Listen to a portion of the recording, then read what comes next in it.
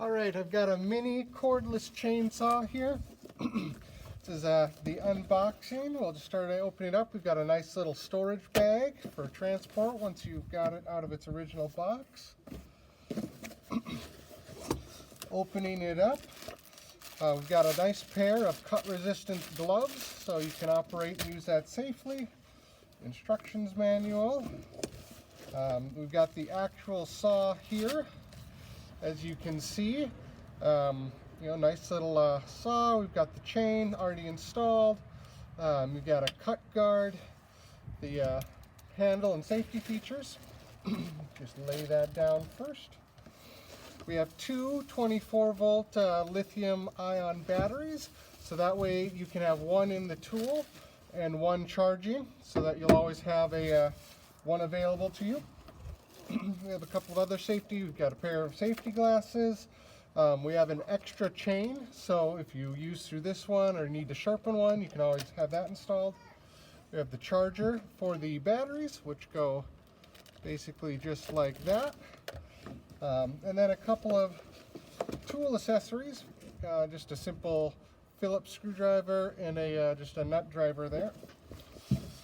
So I just wanted to briefly go through the chain installation, just to show you how easily that can be done. It's always important to note just your general pieces you have here. We have the chain guard, we have the bolt for the actual bar or chain. This is what applies the tension to keep the chain in its proper loose and tightness. Always, anytime you're handling the chain, make sure the tool is not powered or potentially going to turn on for you. I'm going to check back with you in a second here once we get this to be starting to take apart. We're going to show disassembling and reassembling with the new chain. One good tip is to just simply have your replacement chain here. Make sure that you just lay it out in the direction of your cutting action. So if you've got the saw, this will be your chafe or your sawdust here to keep it from blinding you as you're cutting. The cutting edge is down here. The travel of motion is like this. So you're going to want to make sure the teeth of the rakers are traveling this way. Simply just lay the blade out how you would want to put it on as you were doing. It's a pretty simple process. We have a plastic guard here, this hex nut. We'll just simply loosen this nut, spin this off,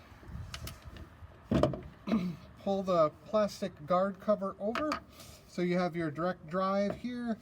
We have an alignment bolt here, and then if you can see, we've got just this chain tensioner pin down here in the bottom.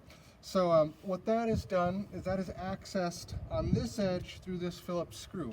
And what that will do is it will move the chain bar back and forth to apply the proper amount of tension to the blade. So I will just delicately try and loosen this here, and you'll see the chain will go slack. So that's loosening it. You spin it the other way, it tightens. We'll pull the chain bar off, place our preferably used chain off to the side here, grab our new one. Of course, this is a universal bar. It can be installed both this way and that way, so you don't have to keep track of that. But we'll grab our chain here, again keeping in mind the direction of the teeth so that they will cut once you have it installed. We have the chain basically laid on there. You want to set it on your alignment pin, gently placing the tensioning screw through. You can see we've got it against the drive sprocket there. We've got our chain placed on. We will now take our guard to put this back on. Grab our hex nut,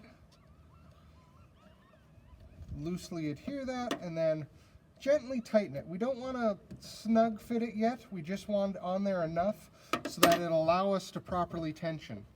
Because as you can see, our blade is a little bit too loose there. You can see all these exposed teeth. That's going to prevent this from properly cutting. Now, you want your chain to be relatively tight to stay in the track, but you don't want it too tight, otherwise it'll start to whine or hiss. This is an example of too tight. You see how it's very pulled completely against it. There's no room. You actually want it just a little bit looser than that. I'm going to back this screw off just a little bit, check my tension. You can kind of see how it's starting to just hang in there a little bit. I want this to be just a little bit tighter than that. I'll just gently turn this screw just a little bit to where we can start to see maybe about 3 of these teeth. You can see the little notch in there. I'm going to start with that. So in order to keep that chain tension the way it is, you need to tighten this bolt. Now that you have the bolt tightened, again, just a general feel, we're going to take and put the battery in, and we'll give it a little bit of a spin. Again, sawdust guard. To use the saw, we've got a nice little safety latch here. If that is not pressed, you cannot operate the trigger, so it does require you to have a full grip there and then a spin. You can hear the saw running. It doesn't have a whine at all, but otherwise we'll go demonstrate this on a few different twigs and branches. This is a pretty good size piece. You can see easily cutting through it. Relatively no effort.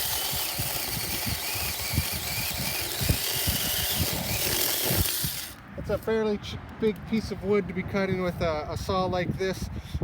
You saw how easily it cuts, lots of little pieces, relatively no effort, just let the thing do the work. Highly recommend this for anybody doing a little bit of tree trimming or work around your house. It'll save you a lot of time. So I'm going to demo the saw a little bit here and show you how quickly and easily you can trim a tree.